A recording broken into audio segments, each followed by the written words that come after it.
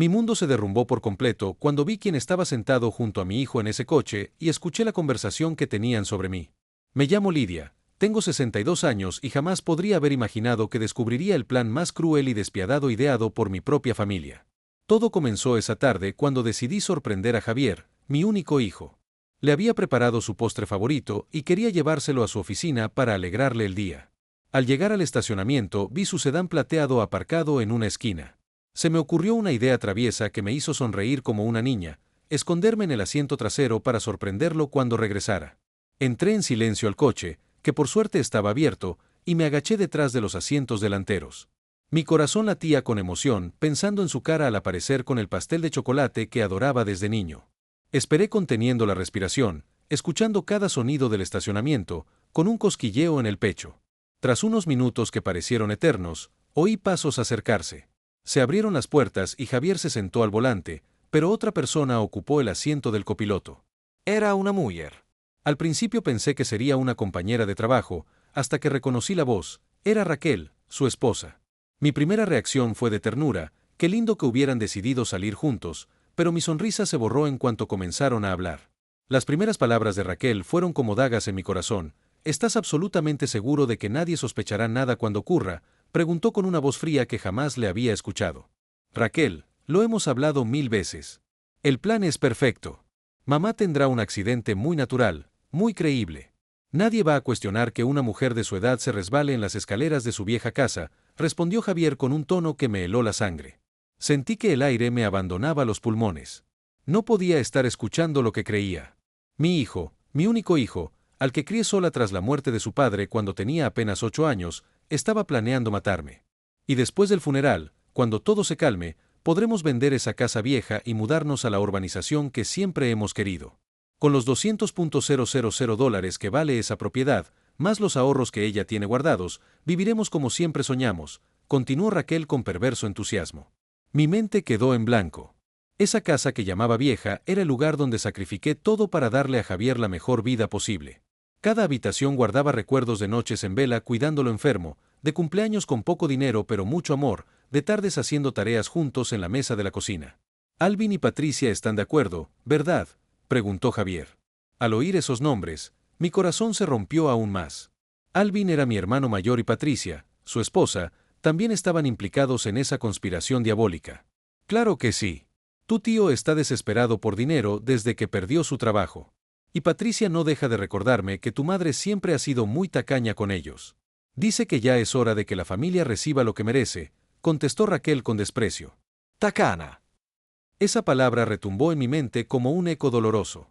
Yo había trabajado limpiando casas desde los 18 años para mantener a mi hijo, incluso vendí mis joyas de boda para pagarle la universidad. Nunca me compré un vestido nuevo para que él tuviera todo lo que necesitaba. El seguro de vida también va a ayudar, son otros $100,000 que recibiremos sin problemas, añadió Javier. Y en ese momento comprendí que no quedaba nada del dulce niño que había criado. Las lágrimas empezaron a caer en silencio mientras seguía agazapada, rezando para que no me descubrieran. Mi cuerpo temblaba no solo de miedo, sino de una tristeza tan profunda que sentí que me iba a partir en dos. La conversación continuó varios minutos más, detallando cada aspecto de mi muerte planeada. Habían pensado en todo, el momento exacto, cómo hacerlo parecer un accidente, incluso cómo actuarían en el funeral para fingir estar destrozados. Cuando al fin salieron del coche y se alejaron como si nada, esperé 10 minutos más antes de atreverme a moverme. Salí de ese auto convertida en una mujer completamente distinta a la que había entrado. La madre amorosa y confiada había muerto en ese asiento trasero. Caminé hacia mi viejo coche con las piernas temblorosas, sabiendo que debía tomar una decisión que lo cambiaría todo para siempre. Conduje de regreso a casa en estado de shock, con las lágrimas nublando mi vista y el corazón hecho pedazos. No podía creer lo que había escuchado. Mi propio hijo, la razón de mi existencia, quería matarme por dinero. Pero para comprender del todo esta traición, debo contar cómo llegamos hasta aquí, porque mi historia con Javier comenzó hace 35 años, cuando nació en plena pobreza. Su padre, Robert, murió en un accidente de construcción cuando Javier tenía solo 8 años. Nos dejó sin seguro, sin ahorros, con nada más que una casa pequeña y muy vieja que habíamos comprado con gran sacrificio. De la noche a la mañana me convertí en madre soltera con un niño a mi cargo y sin más estudios que la secundaria. Empecé a trabajar limpiando casas a los 20 años. Me levantaba todos los días a las 5 de la mañana, preparaba el desayuno para Javier, lo llevaba a la escuela y luego recorría la ciudad limpiando oficinas, casas, apartamentos, lo que fuera necesario para llevar dinero a casa. Mis manos se endurecieron por los químicos de limpieza, mi espalda se encorvó de cargar cubetas pesadas, pero nunca me quejé. Javier era un niño brillante, siempre el mejor de su clase. Sus maestros me decían constantemente que tenía un futuro brillante, que debía asegurarme de que llegara a la universidad. Esas palabras se convirtieron en mi misión de vida. Cada dólar que ganaba lo ahorraba religiosamente para su educación. Cuando cumplió 15 años, necesitaba una computadora para sus trabajos escolares. Todas las demás madres podían comprárselas fácilmente a sus hijos, pero para mí significaba 3 meses de trabajo. Vendí mi anillo de bodas, el único recuerdo valioso que me quedaba de Robert, para comprarle esa computadora. Javier nunca supo el sacrificio que hice, ni quise decírselo para que no se sintiera culpable. Durante su último año de secundaria, empezaron a llegarle folletos de universidades privadas con programas de derecho. Javier había decidido que quería ser abogado, y yo estaba dispuesta a hacer lo que fuera para cumplir ese sueño. La matrícula costaba $20,000 al año, una fortuna para una mujer como yo. Hablé con mi hermano Alvin para pedirle ayuda. Tenía un buen trabajo en una aseguradora y vivía cómodamente con Patricia. Le expliqué la situación y le supliqué que me prestara aunque fuera una parte del dinero, prometiéndole devolverlo con intereses. Su respuesta fue cruel y directa: Lidia, no puedo arriesgar mis ahorros en los sueños imposibles de tu hijo. Debería conseguir un trabajo y olvidarse de esas fantasías de ser profesional. Esas palabras me hirieron profundamente, pero no me detuvieron. Conseguí un segundo empleo limpiando una clínica veterinaria por las noches. Trabajaba de 5 de la mañana a 11 de la noche, los 7 días de la semana. Mi cuerpo estaba agotado, pero mi determinación era inquebrantable. También empecé a vender comida casera los fines de semana, tamales, empanadas, pasteles, lo que pudiera generar un ingreso extra. Javier me ayudaba a veces, pero prefería que se concentrara en sus estudios. Tu trabajo es estudiar, hijo. El resto déjamelo a mí, siempre le decía. Finalmente logré ahorrar lo suficiente para su primer año de universidad. El día que lo acompañé a inscribirse, lloré de felicidad al ver su nombre en los documentos oficiales. Mi hijo iba a ser abogado. Todo mi sacrificio había valido la pena. Los años de universidad fueron los más duros de mi vida. Trabajaba hasta 14 horas al día para mantener los pagos al día. Hubo meses en que apenas tenía dinero para comer, pero siempre me aseguré de que Javier tuviera todo lo que necesitaba: libros, útiles, dinero para salidas sociales. No quería que se sintiera diferente de sus compañeros de familias ricas. En su penúltimo año, Javier empezó a salir con Raquel, una compañera que provenía de una familia muy acomodada. Su padre tenía varios negocios y ella estaba acostumbrada a un estilo de vida lujoso que yo ni podía imaginar. Al principio me preocupó que Javier se sintiera inferior, pero él parecía enamorado y feliz. Raquel siempre fue cordial conmigo, pero desde el primer momento percibí frialdad en su actitud. Cuando venía a mi casa observaba todo con ojo crítico, y un escalofrío de incomodidad me recorría. La cocina donde preparaba comidas sencillas. Ella nunca dijo nada directamente, pero sus gestos hablaban por sí mismos, un juicio frío que me atravesaba en silencio. Después de que se graduó, Javier consiguió trabajo en un prestigioso bufete de abogados. Su primer sueldo fue más de lo que yo ganaba en 3 meses. Me sentí orgullosa, pero también aliviada, pensando que por fin podría descansar un poco después de tantos años de trabajo intenso. Se casó con Raquel en una ceremonia elegante que me costó mis últimos ahorros. Ella había insistido en una boda acorde a su posición social y, aunque el gasto me dejó sin dinero, yo quería que mi hijo fuera feliz, mi corazón hinchado de amor y sacrificio. Durante la recepción escuché a algunos invitados comentar con cierto desprecio sobre la madre humilde del novio, pero traté de ignorarlo, forzando una sonrisa pese al aguijón de la humillación. Después de la boda, las visitas de Javier se volvieron menos frecuentes. Raquel siempre tenía excusas: compromisos sociales, viajes de trabajo, reuniones familiares con sus padres. Cuando venían, la conversación giraba en torno a su nueva vida, al apartamento lujoso que habían rentado, a los restaurantes caros donde comían, a los planes de mudarse a una casa aún más grande. Yo seguí trabajando, pero ahora solo a medio tiempo. A los 60 años, mi cuerpo ya no soportaba las jornadas extenuantes de antes. Logré ahorrar unos $50,000 a lo largo de los años, dinero que guardaba religiosamente para emergencias o para ayudar a Javier si alguna vez lo necesitaba.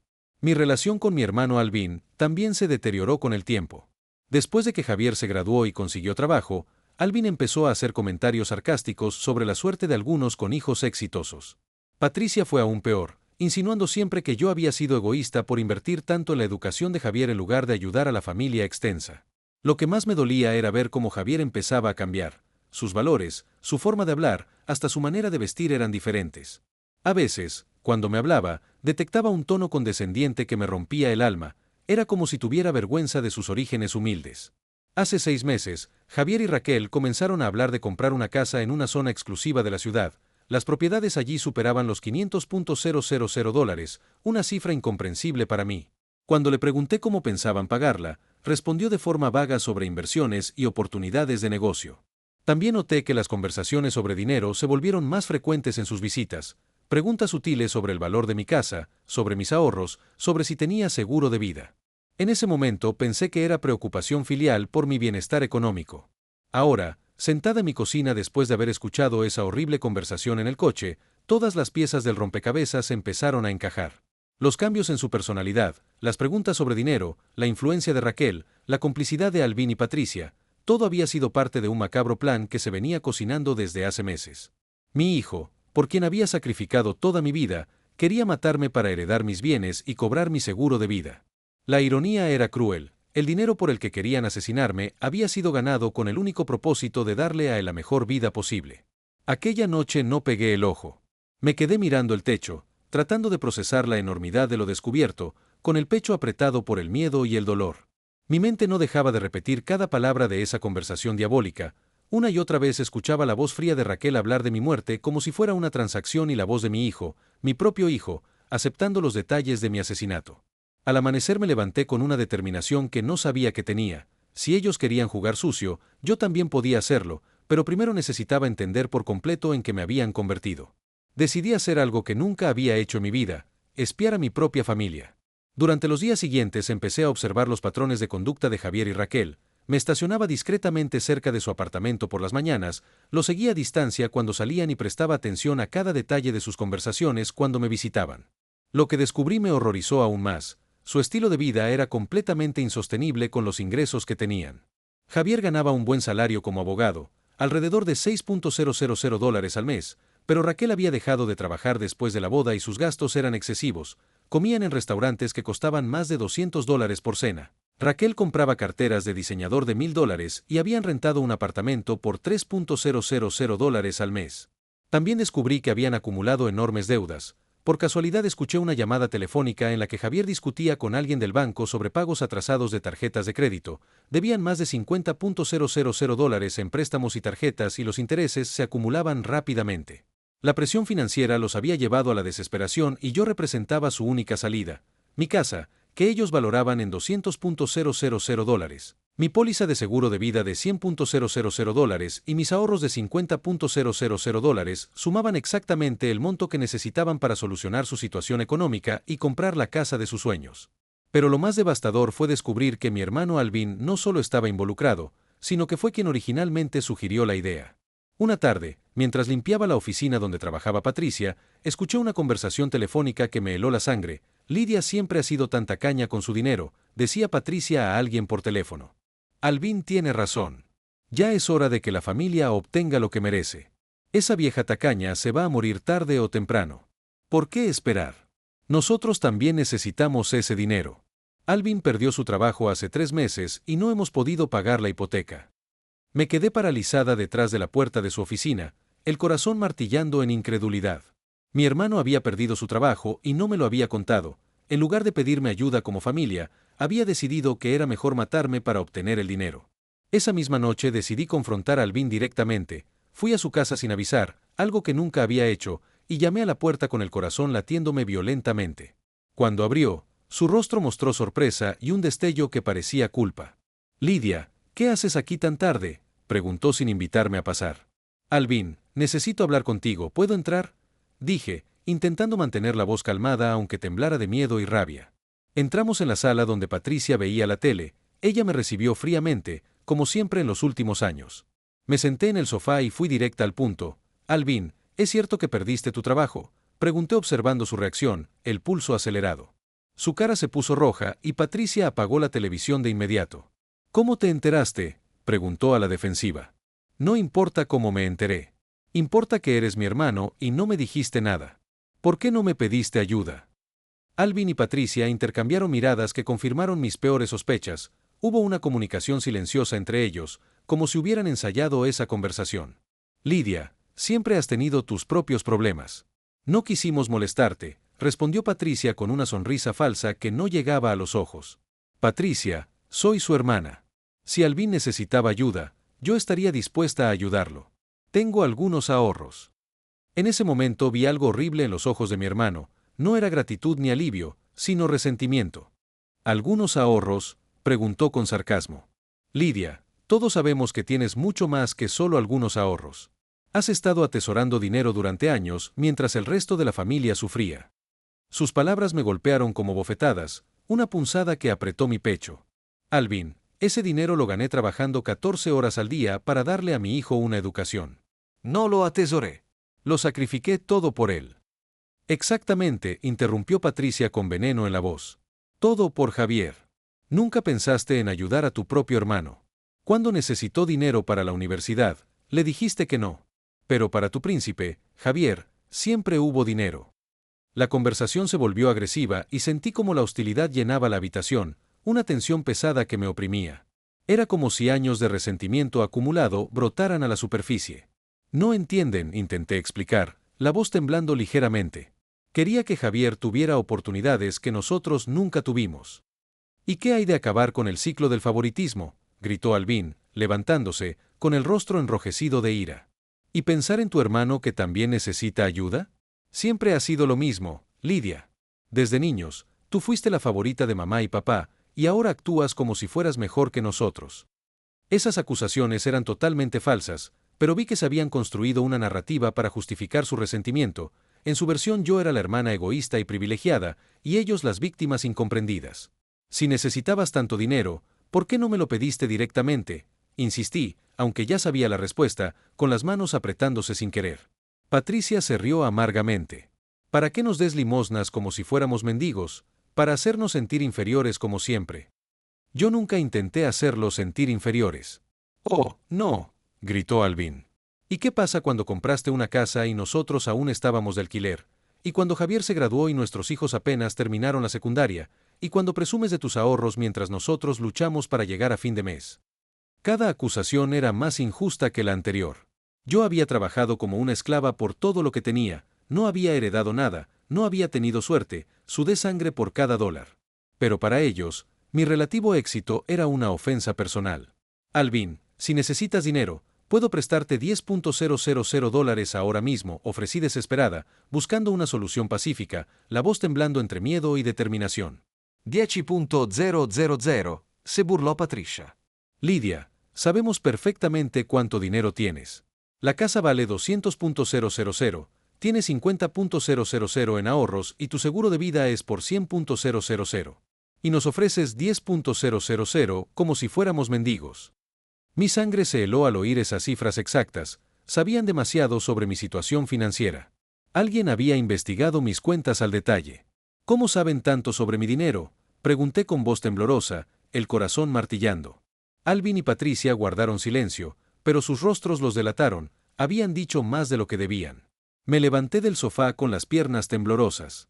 Creo que ya tengo mi respuesta, dije, dirigiéndome a la puerta, el estómago revuelto entre miedo y resolución. Lidia, espera, gritó Alvin tras de mí, pero yo ya estaba saliendo de la casa. Aquella noche confirmé lo que ya sabía. Mi propia familia me veía como un obstáculo entre ellos y el dinero que creía merecer. No era solo Javier y Raquel, era una conspiración familiar entera que había crecido en silencio durante meses. Los días siguientes fueron los más oscuros de mi vida. Me encontré en una situación que nunca imaginé, sabiendo que mi propia familia planeaba asesinarme, pero sin poder recurrir a nadie. ¿A quién le cuentas que tu hijo quiere matarte? ¿Quién te creería? Además, no tenía pruebas concretas, solo una conversación que había escuchado escondida en un coche. Decidí que necesitaba más evidencia antes de actuar. Si iba a pelear contra ellos, debía estar completamente preparada.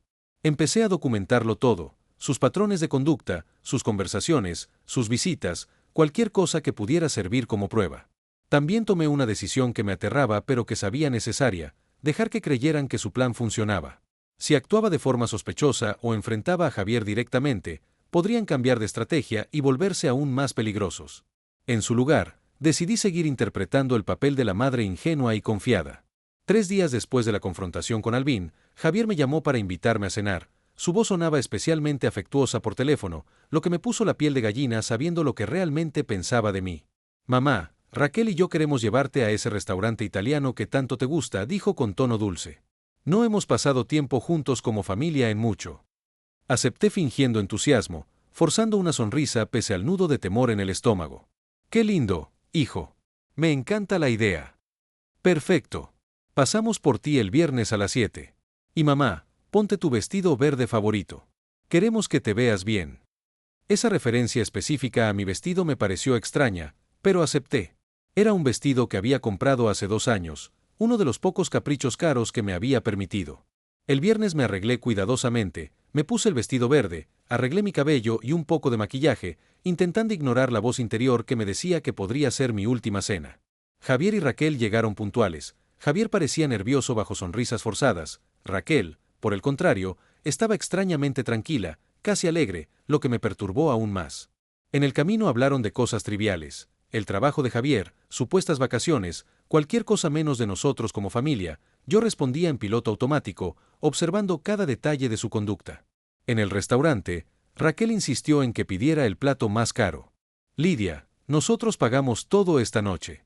Pide lo que quieras sin preocuparte por el precio, dijo con una sonrisa que no llegaba a los ojos. Durante la cena empezaron a hacer preguntas aparentemente casuales sobre mi salud, si había tenido mareos, problemas para subir escaleras, si había actualizado mi seguro médico. Mamá, nos preocupa que vivas sola en esa casa grande, dijo Javier con tono preocupado. Las escaleras son empinadas, ¿y si te cayeras? Ay, hijo, no te preocupes. He vivido en esa casa 30 años. Sé cada peldaño perfectamente, respondí tratando de sonar despreocupada, aunque la garganta se me apretaba. Pero mamá, insistió Raquel, los accidentes no respetan cuánto tiempo llevemos en un lugar. Tal vez deberías considerar mudarte a un apartamento de una sola planta, algo más seguro para una mujer de tu edad. La forma en que dijo accidente me estremeció, parecía probar la palabra en voz alta.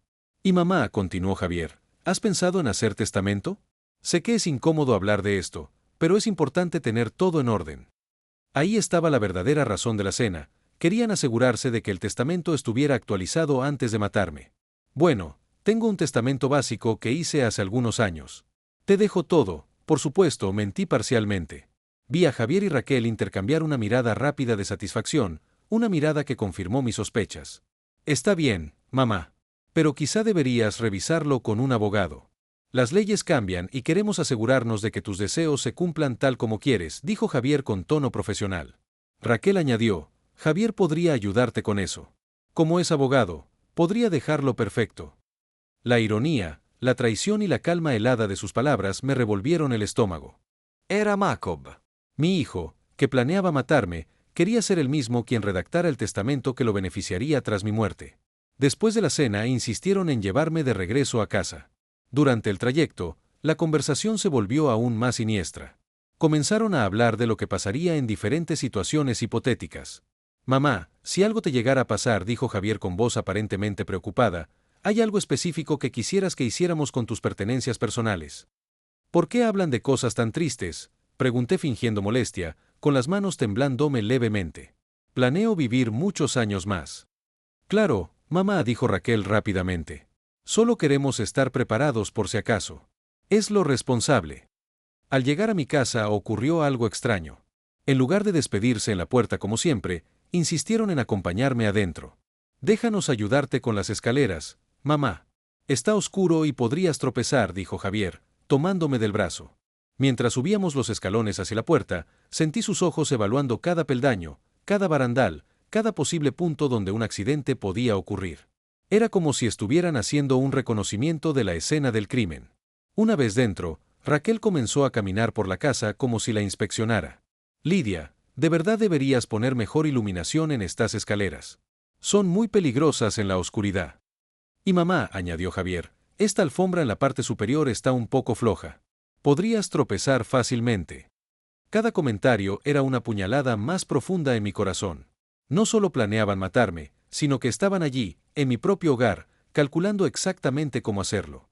Después de que se fueron, me quedé despierta toda la noche temblando, no solo de miedo, sino de una tristeza tan profunda que dolía físicamente. Mi hijo había estado en mi casa, había cenado conmigo, había fingido preocupación por mi bienestar, todo mientras planeaba mi muerte. Esa noche tomé la decisión más difícil de mi vida. No podía simplemente esperar a que ejecutaran su plan. No podía seguir viviendo con el terror constante de saber que cada día podía ser el último. Tenía que actuar. Pero de una manera que nunca esperarían. Si querían que tuviera un accidente, entonces eso era exactamente lo que tendrían. Pero sería un accidente que yo controlaría por completo. Empecé a planear mi propia muerte falsa. Planear mi muerte fue la experiencia más surrealista y aterradora de mi vida. Pasé días enteros despierta pensando en cada detalle, cada posible fallo, todas las formas en que mi plan podía salir mal. Pero sabía que era la única manera de desenmascarar a mi familia y salvar mi propia vida. Primero necesitaba ayuda. Y solo había una persona en el mundo en la que confiaba plenamente, mi vecina Beatatrice. Tenía 70 años, había sido enfermera toda su vida y habíamos sido amigas cercanas por más de 20 años. Si alguien podía ayudarme con este plan imposible, era ella. Una mañana, tras asegurarme de que nadie me observaba, fui a su casa con el corazón golpeando violentamente. Cuando abrió la puerta, notó de inmediato mi estado agitado. «Lidia, ¿qué te pasa? Te ves terrible», dijo invitándome a entrar. Nos sentamos en su cocina, donde habíamos tomado café cientos de veces a lo largo de los años. Pero esa conversación sería diferente a todas las demás. «Beatatrice, lo que estoy a punto de decirte va a sonar loco, pero necesito que escuches con atención», comencé con voz temblorosa. Le conté todo, desde la conversación que había escuchado en el coche hasta la cena siniestra, desde la confrontación con mi hermano hasta las visitas extrañas a mi casa. Beatatrice me escuchó en silencio, pero vi cómo su expresión cambiaba de sorpresa a horror y finalmente a indignación. «Dios mío, Lidia, esto es monstruoso», dijo finalmente tomando mis manos entre las suyas. «Beatatrice, necesito tu ayuda. Tengo un plan, pero no puedo hacerlo sola». Le expliqué mi idea. Iba a fingir mi propia muerte de una forma tan convincente que incluso los paramédicos creerían que había muerto. Beatatrice, con su experiencia médica, podía ayudarme a simular los signos vitales de una persona fallecida el tiempo suficiente para que me declararan muerta y comenzaran los procedimientos. «Lidia, ¿te das cuenta de lo peligroso que es esto? Si algo sale mal, si yo fallo, vas a morir de verdad». La interrumpí. «Ellos ya lo tienen todo planeado. Es solo cuestión de tiempo». Beatrice cerró los ojos, pensando intensamente. «Necesitaríamos medicamentos específicos. Tendríamos que calcular las dosis exactas y el tiempo tendría que ser perfecto. Entonces, ¿quieres que te ayude?». Me miró intensamente durante varios segundos que parecieron horas. «Sí», dijo finalmente, «pero lo haremos de la forma más segura posible». Durante los siguientes días, Beatrice y yo trabajamos en los detalles del plan. Ella aún tenía contactos en el hospital donde había trabajado por décadas y pudo obtener discretamente los medicamentos que necesitábamos. También identificamos al técnico de emergencias que respondería a la llamada, un joven llamado Rubén, recién graduado, que no tendría suficiente experiencia para detectar una simulación sofisticada. El plan era complejo pero factible.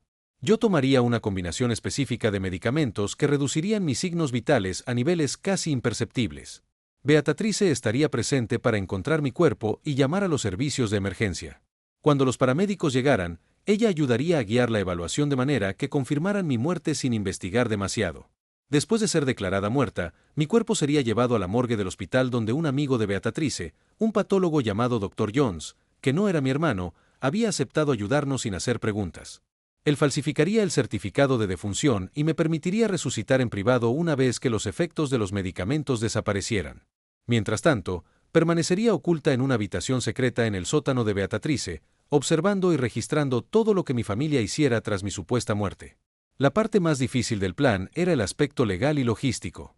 Teníamos que asegurarnos de que no hubiera autopsia, lo que significaba que mi muerte debía parecer natural y esperada en una mujer de mi edad.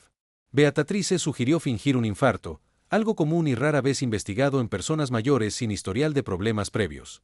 2 semanas después de comenzar a planear, decidimos que estábamos listas. Elegimos un domingo por la tarde, cuando sabíamos que Javier y Raquel estarían en casa de sus padres por su comida familiar semanal. El domingo por la mañana desperté sintiéndome extrañamente tranquila. Tras semanas de terror constante, por fin iba a tomar el control de la situación. Me vestí cuidadosamente con mi vestido amarillo favorito, Arreglé mi cabello e incluso me puse un poco de maquillaje. Si iba a morir, quería lucir digna. Beatrice llegó a las 2 de la tarde con un pequeño maletín médico. ¿Estás segura de esto, Lidia?, me preguntó una vez más. Completamente segura. Tomé los medicamentos bajo su cuidadosa supervisión. El sabor era amargo y desagradable, pero traté de no pensar en ello. ¿Cuánto tardará en hacer efecto?, pregunté. Entre 15 y 20 minutos. Primero sentirás somnolencia. Luego tu respiración se volverá superficial y tu pulso disminuirá drásticamente. Será como entrar en un coma muy ligero. Los siguientes minutos fueron los más largos de mi vida. Beatrice monitoreaba mis signos vitales constantemente, anotando cada cambio en un cuaderno. Poco a poco empecé a sentirme como flotando, desconectada de mi cuerpo. Lidia, ¿puedes oírme?, preguntó Beatrice. Quise responder, pero mi voz no salió. La escuchaba perfectamente, pero era como si yo estaba paralizada. Era aterrador y fascinante al mismo tiempo. Perfecto. Tus signos vitales están exactamente donde necesitamos que estén. Ahora voy a llamar al 911. La escuché marcar el teléfono y empezar a interpretar el papel más importante de su vida. Por favor, rápido. Encontré a mi vecina inconsciente en su casa. Creo que está muerta. No respira. No tiene pulso. Rápido. Mientras esperábamos a que llegaran los paramédicos, Beatrice me colocó cuidadosamente en el suelo de la sala, acomodando mi cuerpo en una posición natural para alguien que se había desplomado por un ataque al corazón. Todo va a salir bien, Lidia, susurró en mi oído. En unas horas, esto habrá terminado y tendremos todas las pruebas que necesitamos. Escuché las sirenas acercarse y mi corazón habría empezado a latir violentamente si hubiera tenido control sobre él. Ese era el momento de la verdad. Si algo salía mal con la actuación de Beatrice, si los paramédicos eran más experimentados de lo esperado, si había algún detalle que hubiéramos pasado por alto, todo el plan se derrumbaría. Los paramédicos entraron a mi casa con su equipo médico, y desde mi estado semiconsciente, escuché fragmentos de su evaluación. Mujer de 62 años, inconsciente. No detecto pulso. La respiración es imperceptible. ¿Cuánto tiempo lleva así? La encontré hace unos minutos, respondió Beatrice con una voz entrecortada que sonaba genuinamente angustiada. Vine de visita y la puerta estaba abierta. La encontré así en el suelo. Después de varios minutos de evaluación, escuché las palabras que había estado esperando y temiendo al mismo tiempo. Lo siento, señora. Su amiga ha fallecido. Probablemente fue un ataque al corazón. A esta edad, ocurre muy rápido. Oficialmente, Lidia había muerto. Ahora comenzaba la parte más difícil del plan, observar cómo reaccionaría mi familia ante la noticia de mi muerte. Desperté en el sótano de la casa de Beatrice, completamente desorientada y con la boca tan seca como el desierto. Los efectos de los medicamentos se desvanecían poco a poco, pero mi cuerpo se sentía pesado y extraño. Beatrice estaba sentada a mi lado, vigilando mi recuperación con la misma dedicación profesional que había mostrado durante toda mi muerte. ¿Cómo te sientes?, preguntó, ayudándome a incorporarme lentamente. Como si realmente hubiera estado muerta, respondí con voz ronca. Funcionó. Me declararon muerta oficialmente a la perfección. El certificado de defunción ya está firmado. Oficialmente, Lidia Monroe murió ayer a las 3:45 de la tarde de un infarto repentino. La realidad de lo que habíamos hecho me golpeó de frente. Ya no existía legalmente. Era un fantasma, libre de observar cómo reaccionaría mi familia sin que supieran que los estaba viendo. ¿Llamaste a Javier?, pregunté, aunque la pregunta me dolió físicamente. Sí, lo llamé anoche después de que te llevaran al hospital. Su reacción fue perturbadora. Beatrice me mostró el teléfono donde había grabado la conversación. Con las manos temblorosas, reproduje el audio. Javier, soy Beatrice, la vecina de tu mamá. Tengo una noticia muy triste. Tu madre falleció esta tarde. Hubo un silencio que duró varios segundos. Cuando finalmente habló, su voz no sonaba sorprendida ni devastada. Sonaba aliviada. Dios mío, ¿qué pasó?, preguntó. Pero había algo forzado en su tono de sorpresa. Fue un ataque al corazón. La encontré en su casa. El paramédico dijo que fue muy rápido, así que no sufrió. Ya veo. Gracias por llamarme, Beatrice. Raquel y yo iremos al hospital de inmediato también, para encargarnos de todo. Javier, lo siento mucho. Sé cuánto amabas a tu madre. Sí, es una pérdida terrible, pero mi mamá había tenido algunos problemas de salud últimamente. Supongo que era su hora. Esa mentira sobre mis supuestos problemas de salud me atravesó como una daga. Estaba construyendo una narrativa para justificar mi muerte antes de que alguien hiciera preguntas incómodas. Después de escuchar la grabación, no pude contener las lágrimas. La frialdad en su voz, la facilidad con la que había aceptado la noticia, la mentira sobre mi salud, todo confirmaba que realmente habían estado planeando mi muerte. Hay más, dijo suavemente Beatrice. Instalé cámaras ocultas en tu casa antes de que murieras. Quería capturar su reacción cuando fueran a recoger tus cosas. Me mostró su portátil donde tenía acceso a las cámaras en tiempo real. En la pantalla podía ver mi propia sala, vacía y silenciosa. Era extraño ver mi casa desde esa perspectiva, sabiendo que ya no era técnicamente mi hogar.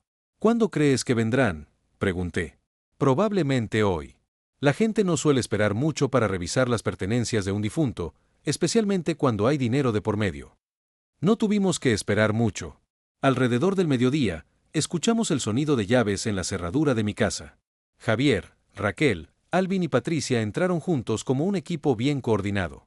Lo que vi a continuación me destrozó el alma. No hubo lágrimas, ni luto, ni siquiera una pausa respetuosa al entrar en la casa donde yo había vivido durante 30 años. Inmediatamente comenzaron a evaluar mis pertenencias como si fueran tasadores en una subasta. Bueno, por fin, dijo Patricia con un evidente alivio en la voz. No pensé que este día llegaría jamás. Patricia, por favor, dijo Javier. Pero su tono era más de advertencia que de reproche genuino. Acabamos de perder a mi mamá. Oh, Javier, no me vengas ahora con sentimentalismos. Todos sabemos que esto era necesario, dijo Raquel con una frialdad que me heló la sangre. Tu madre vivió su vida. Ahora podemos vivir la nuestra. Alvin ya estaba revisando los armarios de la cocina, buscando documentos importantes. ¿Dónde creen que guardaba los papeles del banco? Necesitamos encontrar la información de sus cuentas de ahorros. Revisa el escritorio de su dormitorio, sugirió Javier. Siempre era muy organizada con esos papeles. Los vi dispersarse por mi casa como buitres, tocando mis pertenencias, evaluando su valor, planeando cómo dividirían mi herencia. Era como ver mi vida destrozada por las mismas personas que se suponía que me amaban. Raquel encontró mi joyero y empezó a examinar cada pieza. Esta cadena de oro podría valer algo. Y estos aretes, aunque sean antiguos, podrían tener algún valor sentimental para alguien. El valor sentimental no va a pagar la hipoteca, dijo Patricia sarcásticamente. Mejor concéntrate en lo que realmente valga dinero. Javier encontró mis documentos financieros en el cajón del escritorio, exactamente donde siempre los había guardado. Aquí están. Cuenta de ahorros en North Bank. Barra inversa, $3,000. Cuenta corriente, barra inversa $8,000. Y aquí está la póliza de seguro de vida.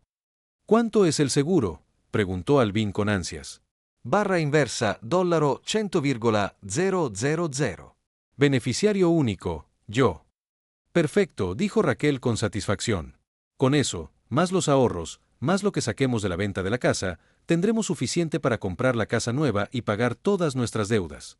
Y recibiremos nuestra parte, ¿verdad?, preguntó Patricia en un tono amenazante. Por supuesto, respondió Javier rápidamente. Como acordamos, una cuarta parte para ti. Escuchar a mi familia negociar la división de mi herencia mientras mi cuerpo aún estaba fresco en la morgue fue más doloroso de lo que había imaginado. Pero lo peor aún estaba por llegar. Alvin encontró una foto familiar en mi mesita de noche, una de las pocas fotos. Aparecíamos juntos en una Navidad de hace 5 años. En lugar de mostrar alguna emoción al verla, la arrojó a la basura sin ceremonia. No necesitamos guardar estas cosas sentimentales, dijo con desdén. Alvin tiene razón, confirmó Raquel. Necesitamos ser prácticos. Vamos a vender la casa rápido, así que no podemos llenarnos de cosas inútiles. Pero fue Patricia quien pronunció las palabras que más me hirieron. Honestamente, me sorprende que haya tardado tanto en morir. Con lo terca que era, pensé que viviría hasta los 90 solo para fastidiarnos. Todos rieron. Se rieron de mí, de mi muerte, de mi supuesta terquedad por haber vivido tanto. En ese momento, cualquier duda que pudiera haber tenido sobre la justicia de mi plan desapareció por completo. Javier sacó su teléfono y comenzó a hacer llamadas. Agencia Inmobiliaria Morrison, habla Javier Ruiz. Necesito que vengan a tasar una casa para una venta rápida. Sí, es urgente. La propietaria falleció ayer. Queremos que salga al mercado esta semana. Ni siquiera habían planeado un funeral digno. Cuando Raquel preguntó sobre los arreglos, Javier respondió, cremación simple, sin velorio, sin ceremonia. Es más barato y rápido. ¿Y si la gente pregunta por qué no hubo velorio?, cuestionó Alvin. Les diremos que fue su último deseo, que quería algo simple y privado, contestó Javier sin dudar. Me estaban robando incluso la dignidad en la muerte. No habría oportunidad para que mis pocos amigos se despidieran. No habría reconocimiento a mi vida de sacrificios. No habría nada más que una cremación anónima y rápida. Pasaron 3 horas en mi casa catalogando cada objeto valioso, planeando la venta, distribuyendo mis pertenencias como si fueran botín de guerra. Cuando finalmente se fueron, mi hogar había sido completamente profanado. Esa noche, mientras veía una y otra vez las grabaciones, tomé mi decisión final. No era suficiente exponer su complot de asesinato. Tenía que hacerlos pagar por cada palabra cruel, por cada momento de frialdad, por cada pedazo de mi vida que habían destruido con su codicia. Beatatrice, dije con determinación, mi voz temblando de ira y dolor, necesito que me ayudes con la segunda parte del plan. ¿Qué tienes en mente?, preguntó, aunque por su expresión pude ver que ya intuía que sería algo dramático. Voy a resucitar en el momento más humillante posible para todos ellos. Y cuando lo haga, me aseguraré de que el mundo entero sepa exactamente qué clase de personas son en realidad. Mi familia creía que había ganado la lotería con mi muerte. No tenían idea de que la verdadera lotería apenas comenzaba, y habían apostado al número equivocado. Los días siguientes fueron una montaña rusa emocional que me llevó de la ira más profunda a una determinación de acero que no sabía que poseía.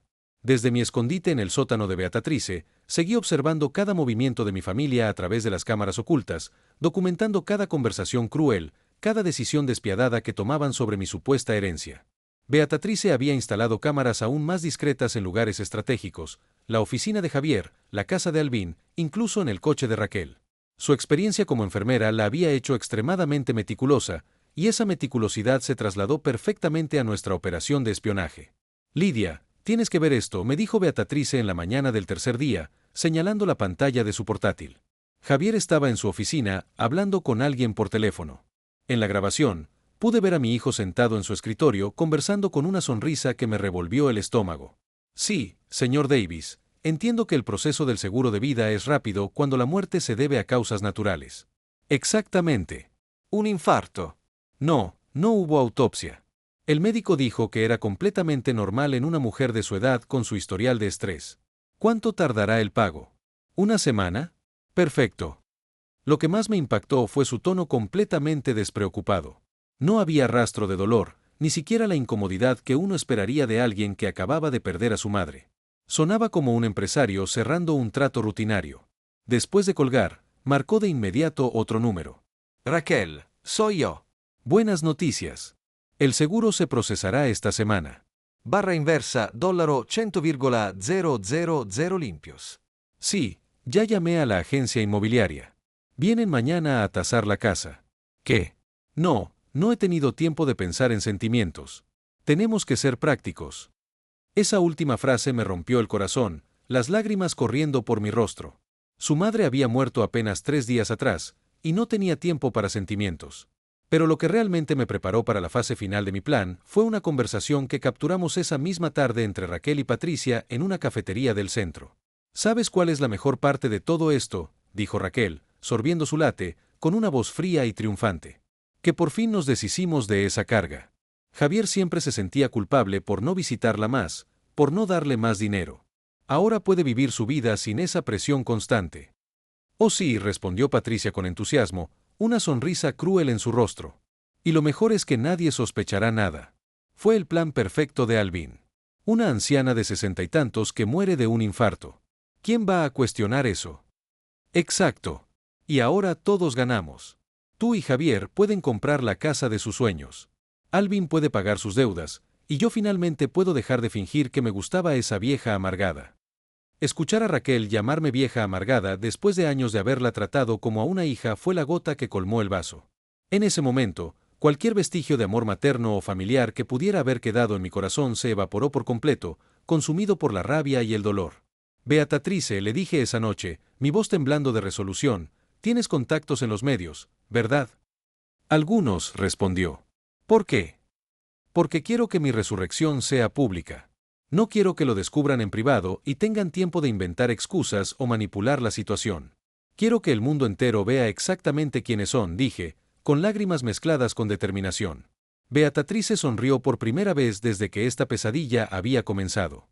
Tengo una amiga que trabaja en Channel 7 News, María Elena Vargas, la reportera de investigación. Le encantan este tipo de historias. Perfecto. ¿Cuándo podemos reunirnos con ella? Al día siguiente, María Elena vino a casa de Beatrice de noche después de asegurarse de que nadie la hubiera seguido. Era una mujer de unos 40 años con ojos inteligentes y esa energía que caracteriza a los buenos periodistas. Señora Monroe, dijo después de que le explicamos toda la situación, su voz llena de curiosidad e incredulidad, esto es absolutamente increíble. Si tiene las pruebas que dice tener, esto podría ser la historia del año. Le mostramos los videos y audios que habíamos recopilado en los últimos días. La vi tomar notas furiosamente mientras escuchaba las conversaciones de mi familia, y su expresión cambió del escepticismo profesional a una indignación genuina. Esto es monstruoso, murmuró después de ver la grabación donde Patricia sugería que llevaban años esperando mi muerte. Y planeaban tener una reunión para dividir oficialmente la herencia, añadí.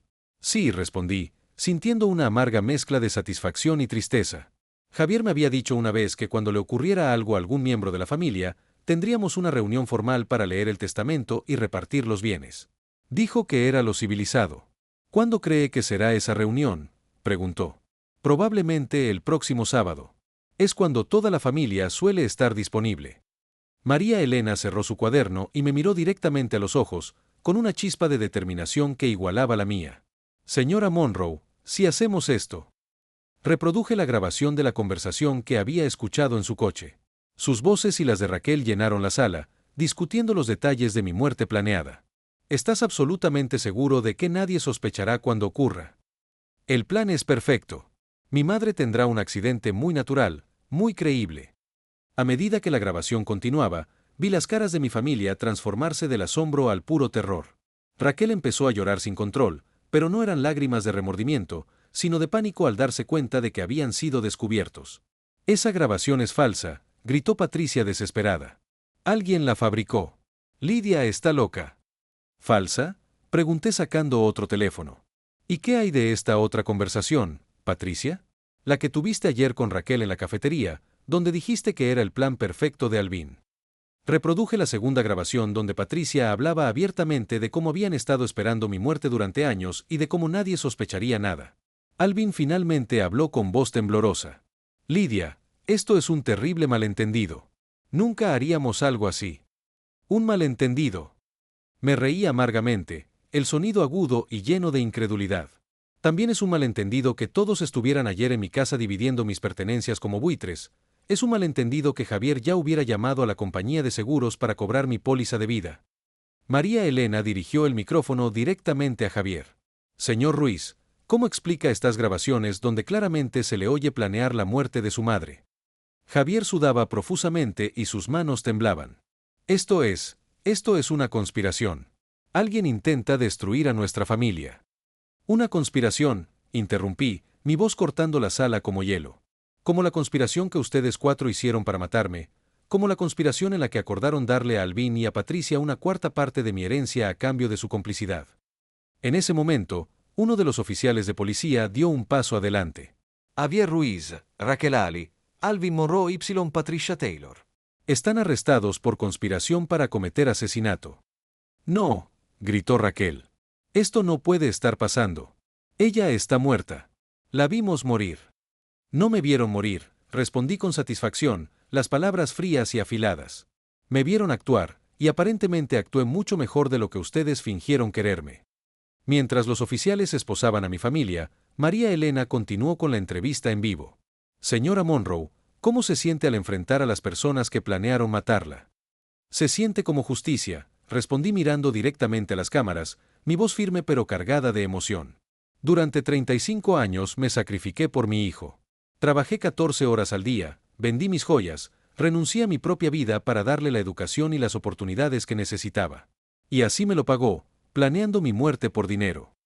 Javier, con las manos ya esposadas, me miró con una mezcla de odio y desesperación. Mamá, por favor. Esto es un error. Te amo. Siempre te he amado. ¿Me amas?, pregunté con voz rota pero fuerte, temblando de rabia y dolor. Amas a alguien a quien planeas matar por $200,000. Amas a alguien cuya muerte celebras sin siquiera organizar un funeral digno. Eso no es verdad. Silencio, grité con una fuerza que no sabía que tenía, mi voz retumbando por toda la sala. No voy a escuchar más mentiras de tu boca. Lo escuché todo, Javier. Escuché cómo planeaste mi accidente. Escuché cómo te reíste de mi muerte. Escuché cómo Patricia dijo que le sorprendía que hubiera tardado tanto en morir. Escuché cómo dividieron mi dinero antes de que mi cuerpo estuviera frío.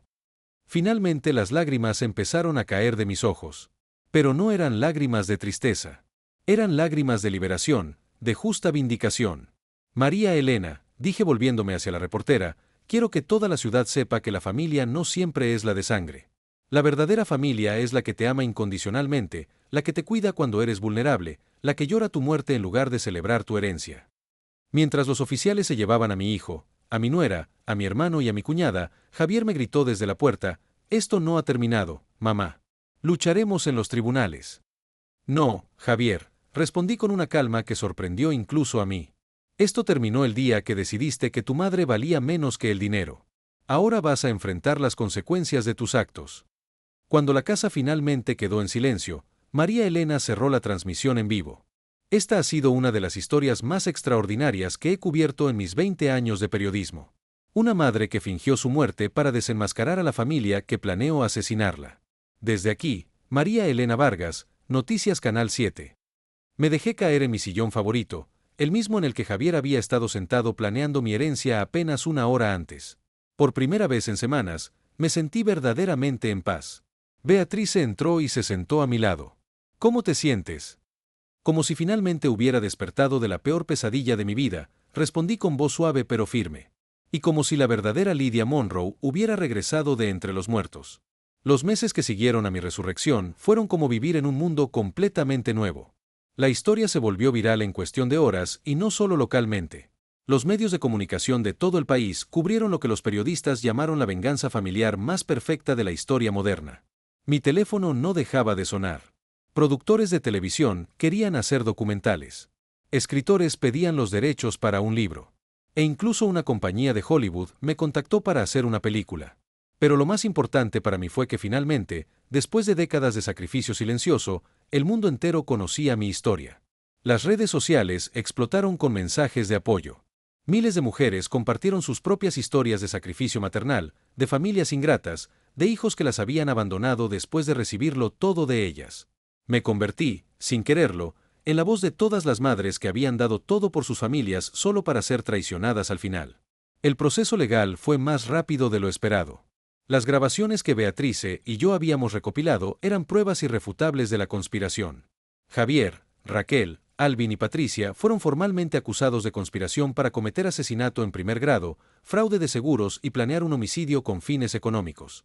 Durante las audiencias, sus abogados intentaron argumentar que las grabaciones habían sido obtenidas ilegalmente. Pero el juez determinó que, como era mi propia casa y mis propias conversaciones las que habían sido grabadas, no había violación de privacidad. Además, el hecho de que hubieran planeado mi muerte justificaba cualquier medio necesario para proteger mi vida. Lo que más me dolió durante el juicio fue escuchar a Javier en el estrado intentar justificar sus acciones. Su abogado había construido una defensa basada en la idea de que yo había sido una madre controladora y manipuladora que había chantajeado emocionalmente a su hijo durante toda su vida. Mi cliente se sintió atrapado por las constantes exigencias de una madre que nunca estaba satisfecha con nada, argumentó el abogado, su voz suave pero vacía. La señora Monroe utilizó su sacrificio como un arma emocional contra su hijo, haciéndolo sentir culpable por querer tener su propia vida. Escuchar esas mentiras en una sala de justicia me rompió el corazón una vez más. Habían convertido mi amor incondicional y mis sacrificios en algo tóxico y manipulador. En su narrativa, yo era la villana y ellos eran las víctimas de mi supuesta tiranía maternal. Pero cuando llegó mi turno de testificar, tuve la oportunidad de contar mi versión de la historia. Con voz firme pero emotiva, narré cada